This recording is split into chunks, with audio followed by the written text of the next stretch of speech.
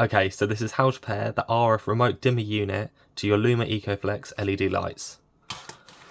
So the components that you need your RF dimmer unit, you need a driver, either the D series or the wireless enabled driver, you need an RF remote, and you need the LED lights that you want to connect it to.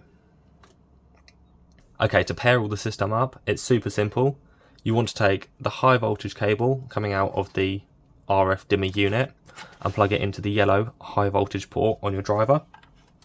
There's only one port, so that makes it simple. You then want to take the female end and plug that into the male end of your LED lights. Just plug those in.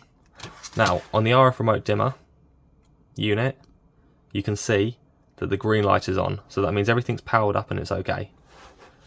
So now you're ready to pair it. You want to get your RF remote controller and you want to press this match button 3 times, and this green light will start to blink. Once that's blinking, you want to press which zone you want to pair it to, either 1, 2, 3 or 4. So 1, 2, 3, pair that to zone 1.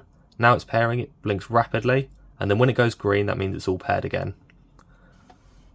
So that's all connected, and you just want to press the power button maybe a few times, and there you go. The lights have came on, and they're able to be dimmed up and down on the scroll wheel and connected to the zones.